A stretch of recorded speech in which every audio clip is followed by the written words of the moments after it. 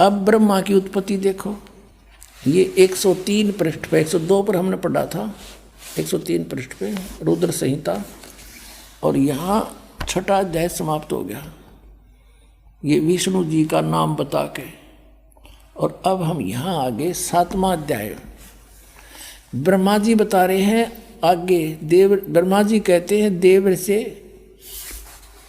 नारद को बता रहे हैं, तत्पश्चात कल्याणकारी परमेश्वर सांब सदाशिव ने काल ने दुर्गा के साथ जैसे विष्णु उत्पन्न किया, पूर्ववत पर प्रयत्न करके मुझे अपने दाहिने अंग से उत्पन्न कर दिया। अपने आत्माओं, यहाँ ये अनुवाद करता शर्मा गया, शिव जी का पुजारी होगा कि शिव जी की उत्पत्ति कैसे दिखाऊं, यहाँ तक कर गया गोलमोल। और दिखाएंगे आपको, कहते चोर चुरावे तुम बड़ी, वो गड्ढे पानी में, वो गड्ढे हुआ ऊपर आवे ना, सच्चाई छनी ना। अब देखो यही रुद्र संहिता का, रुद्र संहिता हम पढ़ रहे हैं, और ये संक्षिप्त शिवपुराण 110 पृष्ठ पे यहाँ लिखा है कि इस प्रकार ब्रह्मा विष्णु तथा रुद्र इन 3 देवताओं में गुण हैं, परंतु शिव गुणातीत माने गए हैं। अब ब्रह्मा विष्णु रुद्र यु शंकर, ये तो हो गए 3, और इन तो चौथा यु, इन मत गुण है रजगुण ब्रह्मा सतगुण विष्णु तम गुण शिव शंकर, और यो शिव कहते गुणातीत माने गए। ये हो गए ना 4 हो गए बड़े यहाँ पर, और अच्छा कंसेप्ट क्लियर होगा, दिखाते हैं आपको। इसी शिवपुराण के 24-25 पृष्ठ पर आपको दिखाते हैं।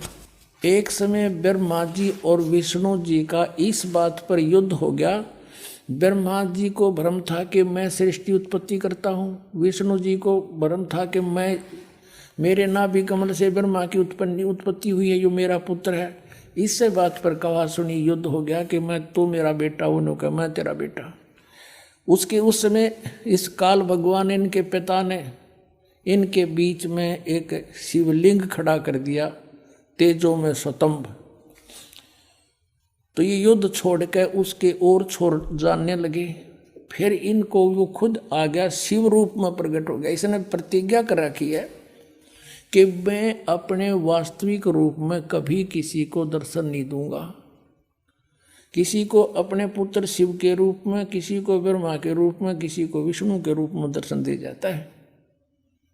और वो साधक ये सोचते हैं कि ये हमारे साथ रहते हैं, ये देवता यही सर्वशक्तिमान है, साधना करते यही प्रकट होते हैं। और होता था उनकी साधना से वो काल, और वो प्रकट, वो अपना वास्तविकता बताता नहीं। 7वें अध्याय के गीता जी के 24 और 25 में कहा है कि मैं अपनी योग माया से छुपा रहता हूँ, ये मेरा अटल गठिया अनुत्तम विधान है, मैं कभी किसी के समक्ष नहीं आता। इसने प्रतिज्ञा कर रखी है, परमात्मा ने बता रखी है आपको, कबीर सागर में लिखा सारा कुछ, और वही इनमें प्रमाण है। अब उसमें यू आ गया इनके बीच में और कहा, और के ज्ञान दिया उनको, देखिए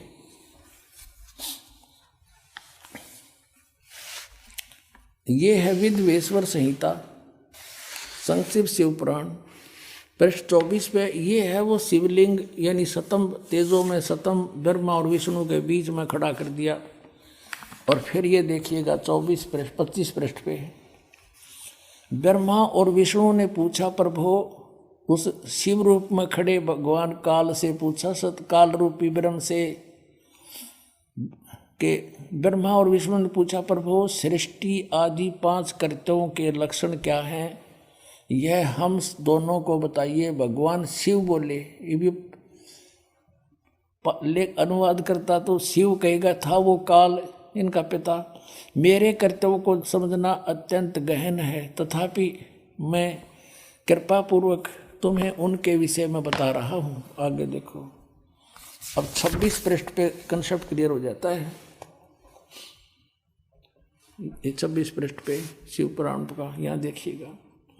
पुत्रो, यू काल कहता है ब्रह्मा और विष्णु को, पुत्रो, तुम दोनों ने तपस्या करके प्रसन्न हुए मुझ परमेश्वर से सृष्टि और सतिथि नामक 2 कृत प्राप्त किए, और ये दोनों तुम्हें बहुत प्रिय हैं। इसी प्रकार मेरी विभूति स्वरूप रुद्र और महेश्वर ने, ये ने है, मैं नहीं है, दो अन्य उत्तम करते संहार और तिरोभाव मुझसे प्राप्त किए हैं। अब ये देखो, ब्रह्मा विष्णु महेश हो गए दोनों, ब्रह्मा और विष्णु, और दो ये रुद्र और महेश्वर हो गए, और पांचवा यू बोलनिया जो इनको पुत्र कह है, और परंतु अनुग्रह करते दूसरा कोई नहीं पा सकता। अनुग्रह यानी कृपा नहीं कर सकते तुम, कोई भी नहीं कर सकता, जो जैसा करेगा उसे भरना पड़ेगा। अब यहाँ फिर क्लियर हो जाता है कि ये काल है, ब्रह्म है, जिसने गीता बोली थी। इसी शिवपुराण के 26 पृष्ठ पे रुद्र संहिता के यहाँ देखना, पुण्यात्माओं कमाल कर रखा है। ये कहता कि मैंने पूर्व काल में अपने स्वरूप भूत मंत्र का उपदेश किया है, जो ओंकार के रूप में प्रसिद्ध है। वह मंगलकारी मंत्र है। सबसे पहले मेरे मुख से ओंकार ओम प्रकट हुआ, जो मेरे स्वरूप का बोध कराने वाला है। ओंकार वाचक है, मैं वाच्य हूँ, ये मंत्र मेरा स्वरूप ही है। प्रतिदिन ओंकार का निरंतर स्मरण करने से मेरा ही सदा स्मरण होता है, काल का सिमरण होता है। मेरे उत्तरवर्ती मुख से अकार, पश्चिम मुख से उकार, दक्षिण मुख से मकार, पूर्ववर्ती मुख से बिंदु और मध्यवर्ती मुख से नाद का प्राकट्य हुआ है। इस प्रकार 5 अवयवों से, 5 इन अंगों से युक्त ओंकार का विस्तार हुआ है। इन सभी अवयवों से एकीभूत होकर प्रणव ओम नामक एक अक्षर हो गया। हाय हाय। गीता जी अध्याय नंबर 8 के श्लोक नंबर 13 में कहता, गीता ज्ञान दाता ये काल रूपी ब्रह्म के ओम इति एकाक्षरम ब्रह्म व्यवहारण मामनुसमरण यह प्रयाति तदन देहम स याति परमाम गतिम। इससे सिद्ध है कि जो ब्रह्मा विष्णु महेश का पिता है वो गीता को बोल रहा है, और उसका ये ओम एक अक्षर है। अपने आत्माओं, परमात्मा ने 600 वर्ष पहले बताया था, धर्मदास ये जग बोरा ना, कोई न जाने पद निर्वाणा, यही कारण मैं कथा पसारा, सबसे कहिए एक राम नियारा। अब अपनी महिमा आप ही बता रहे हैं।